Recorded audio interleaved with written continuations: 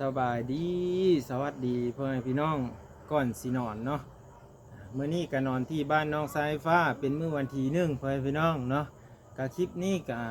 สิได้หลังจากที่เราจะได้กลับเมื่อบ้านเมื่อเฮือนพ่อแม่พี่น้องเนาะก็ค่ำคืนนี้ก็ขอนอนบ้านสายฟ้าอีกก้อนพ่อแม่พี่น้องขอนอนบ้านน้องสายฟ้าอีกก้อนคืนหนึ่งเด้อพี่น้องเด้อก็คือแต่เฮานั้นทวิตนะว่าสิเมื่อมื้อนี้เนาะแต่ว่าด้วยว่าเฮ็ดเวียกบ่ทันแล้วเฮ็ดเวียกบ่ทันสำเร็จนะพ่อแม่พี่น้องก็เลยว่าเอ้าจังได๋ก็เฮานอนพี่ก่อนเพราะว่ามันค่ำแล้วเด้เฮาลุยให้มันสำเร็จไปในขั้นตอนหนึ่งเนาะพี่น้องเอ้ยเนาะเฮ็ดแนวใดล่ะซะ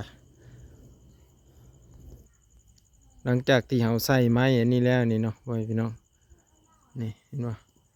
เนาะก็ยังแต่ข้างนั้นยัง3ด้านพ่อแม่พี่น้อง3ด้านเนาะแต่ว่า3ด้านนี่แหละด้านนี้นั่นผังบาวีอีกว่าบาวีเพิ่นจะให้ใส่ไม้สูงหรือบ่หรือว่าไม้ต่ำเนาะตัวนี้จะเป็นทางขึ้นนี่ว่านงเพิ่นจัดเรียบให้เรียบร้อยเนาะโอ้ไผมาพักหอยตีนไว้อันนี้ ขี้เหงื่อเนาะบ่าวนงเพิ่นเฮ็ดให้แล้วเด้อตัวนี้เด้อน้องสายฟ้าขึ้นสะดวกสบายแล้วพ่อพี่น้องนี่กำลังเฮ็ดอยู่เฮ็ดกินแล้วก็กินข้าวกินปลาแล้วแหละเนาะไปติดตามเบิ่งอยู่ช่องบ่าวหนึ่งเด้อตอนกินข้าวมาบางบ่ได้ท้ายพ่อพี่น้องมาบ้างอัน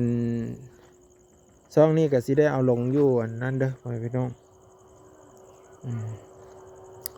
ก็ฝากพ่อพี่น้องไปติดตามอยู่ช่องบ่าวบ้างวิถีชีวิตน้องบ่าวบ้างวิถีชนบทเนาะจะเป็นภาษาอังกฤษขึ้นมาบ้างแล้วก็บ่าวบ้างพ่อพี่น้องตอนนี้เฮาก็สิได้เฮาไปหาน้องสายฟ้าเนาะอากาศร้อนหลายน้องสายฟ้านอนแล้วบ่หรือว่าจะไหนเนาะเป็นนอนแล้วบ่หรือว่าจะไหนเดี๋ยวมาเฮามาเบิ่งนำกันพ่อพี่น้องเอ้ยโอ้สองเสี่ยวนี่ก็อยู่นำกันเนาะเผากันขนาดเลยไปเฮาไปพุ่นก่อนทุกคนโอ้อยู่ผู้เดียวแท้น่ะโอ้มียานบ่อยู่ผู้เดียวนี่อยู่กับเพิ่นเลยเนี่ยนี่ฮะอยู่คนเดียวโอ้ออกมานั่งลิ้นอยู่นอกพี่บ่ติโทซ้อมถ่ายคลิปบ่นี่โอ้สิได้เป็นโอ้จะมาสิได้เป็นยูทูบเบอร์ยูทูบเบอร์ในอนาคตแล้วบ่จักอันนี้ฮะเนาะโดยเนาะก่อนอยากนอนเนาะก่อนสินอนก็เลยมาสอบถามน้องสายฟ้าพ่อพี่น้องเอ้ยน้องสายฟ้าตอนเจ้าอยู่ผู้เดียวบ่ไม่มีซุมอ้ายมานอนหนำมันได้สักเป็นได้ยานบ่โอ้แบบได้ความรู้สึกยันผีหลอกว่าเจ้านอนเจ้านั่นกะล็อกประตูเด้อคือไอ้โทรหาแล้วว่า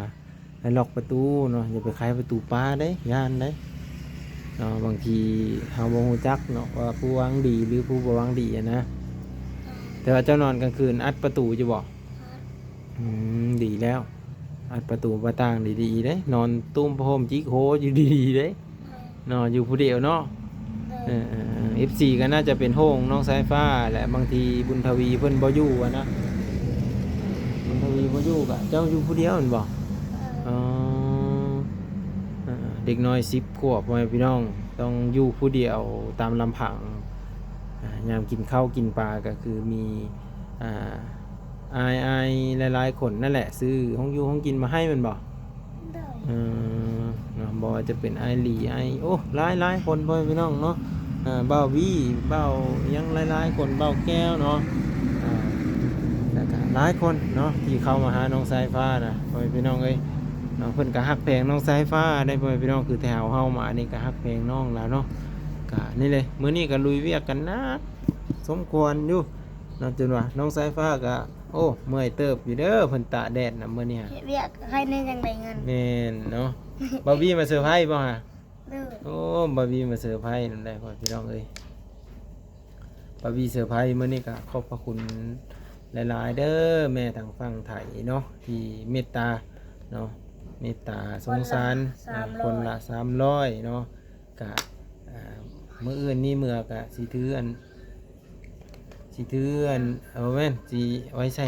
น้ำมันนั่นแหละพ่อพี่น้องเอ้ย แล้วก็สิได้กลับมาหาเพิ่นใหม่เนาะเมื่อ แปะกันหนึ่ง เมื่อเฮ็ดธุระอยู่พุ่นอีกก่อนเนาะเอาไว้ก่อนเอาไว้ก่อน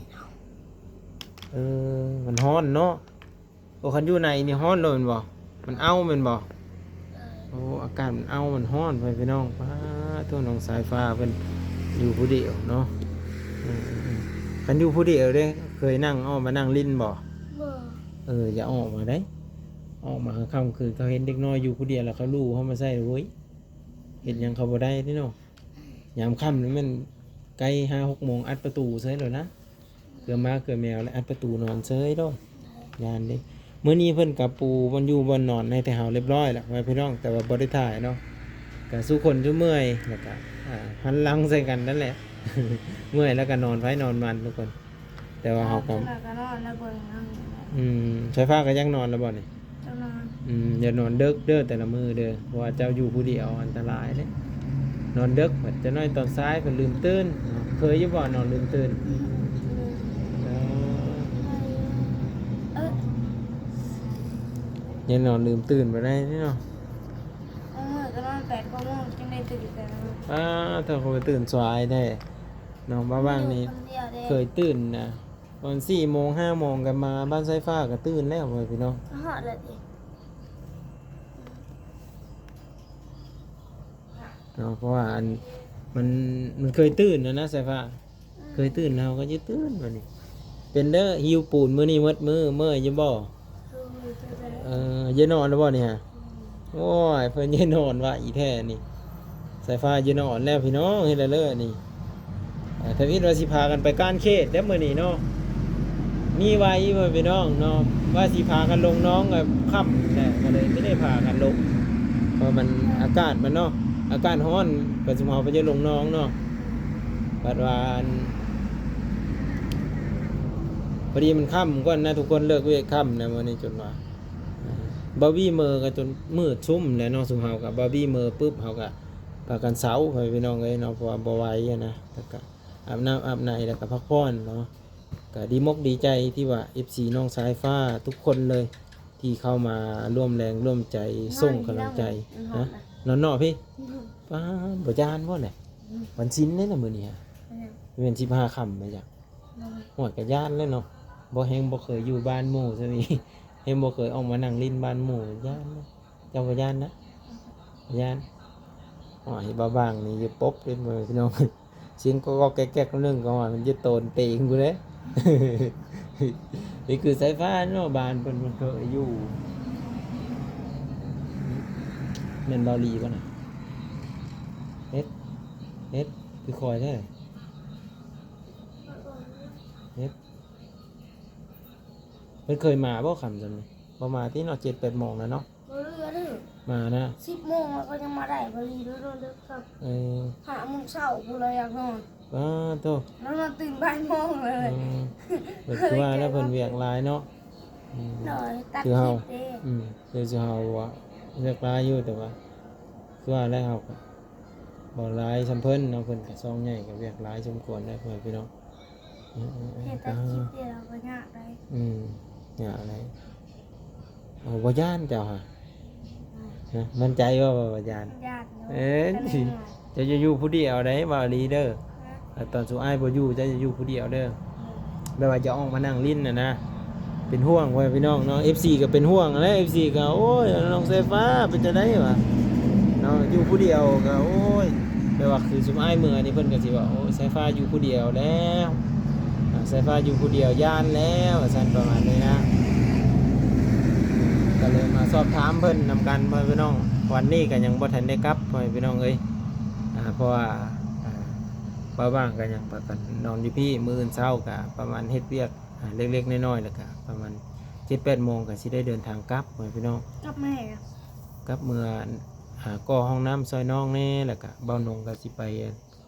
ซอยเรืออันคนแน่ก็คือเพิ่นพากเงินมาให้เบ้านงไปให้เขาอะนะก็เลยสิไปซอยเขาบ้างก็เมื่อก่อห้องน้ำซอยน้องพอน้องเพิ่นสั่งอุปกรณ์ห้องน้ำมาแล้วก็สิไปก่อพ่อพี่น้องห้องน้ำก็บ่ได้เอาหรูหราหยังดอกเอาธรรมดาพอได้เข้าไป จะเอาแบบย่างเลย กัง ประตูเด้ เอาไป ประตูเปิดอันนั้นเลยบ่เปิดสาธารณะเลยบ่ มันกระตูจะเข้าโบกแม่มากดใส่ เนาะ ก กลา ด ง ใส่ ไว้ มั เนาะ นจะเข้าแล้วก็ตูดออก โอ้มันก็สบายพูดแล้วนะคนเฮาไปจ๊ะเอ ตามงบว่าซั่นเนาะงบน้อยก็สิได้แบบสายผ้าเว้าอะไรแต่ว่าพวกประตูยังบ่ทันได้มีดอกซื้อ จะ แต่ เอาผ้ากระต่ายได้เลยไม่ได้เอาใส่ คือจะได้สารผักกาดใส่เนาะแล้วก็เฮ็ดอันล็อกให้เนาะมันก็อยู่แล้วซั่นก็เขียนป้ายไว้ว่าคนเข้าก็ปิ้นป้ายออกมาเนาะแล้วคนบ่อยู่ก็ปิ้นป้ายออกมาคนบ่อยู่อันนี้เนาะ แม่นนะเป็นของจิตที่สร้างสรรค์ดีสารผักกาดอัดไว้นั่นแหละแม่นความสายผ้าเว้าเก็บใบตองเนาะโอ้ยก็สิว่าโอ้ห้องน้ำนี่วินเทจเนี่ยห้องน้ำนี่แบบโอ้สุดยอดหลายเลยวันนี้นะพ่อพี่น้องเดี๋ยวเฮอน้องไปนอนก่อนเนาะเพื่อจะได้กับฝากติดตามช่อง YouTube บ่าวบ้างวิถีสีวิทย์เนาะเป็นเสื้อสีเหลืองๆเนาะเดี๋ยวบ่าวบ้างจะเอาขึ้นให้เบิ่งพ่อพี่น้องเข้าไปติดตามในเด้อพี่น้องเด้อแล้วก็บ่าวบ้างchannelพ่อพี่น้องเนาะที่ได้ลงคลิปสายฟ้าตลอดพ่อพี่น้องก็ฝากเป็นกำลังใจให้แล้วก็เบิ่งให้ชั่วโมงผ่านไวๆเด้อพี่น้องฮะก็ได้800ชั่วโมงพ่อพี่น้องเอ้ยคนที่ตาม 3,000 แล้วแต่ว่าบ่ได้เฮ็ดเนาะปะแล้วก็ฮักกะสิมาพื้นคืนเนาะฝาก FC น้องสายฟ้าเป็นกำลังใจให้ในเด้อพี่น้องเด้อเนาะตอนท้ายนี้กับน้องสายฟ้าอำลาพาจากเนาะแล้วก็อวยใส่ให้พร FC แน่เด้อน้องสายฟ้าเนาะก่อนนอนน้องสายฟ้า ก่อนนอนว่ะ เลย ขอบคุณเด้อ FC ที่เขามาเบิ่งคลิปจนจบ โดย เขามาติดตามช่องมาบางนี่เด้อ โดยฝากเด้อพี่น้องเด้อเป็นกำลังใจให้มาว่างที่ได้มาถ่ายคลิปน้องสายฟ้าบ่อยๆนะครับท้ายสุดนี้ก็ขออวยพรให้ทุกคนนอนรับฝันดีและก็มีแต่ความสุขกายสบายใจเนาะพ่อแม่พี่น้องขอบคุณครับ สวัสดีครับ โอ้สวัสดีครับเฮ้ยสวัสดีครับอาจารย์ขอบคุณครับเด้อน้องสายฟ้าเด้อด้วยนอนก่อนบ้านนี่ นอนไป ไปอยู่ไปนอนเด้อบ้านนี้โอ้พ่อนาเพิ่นไปนอนแล้วบ่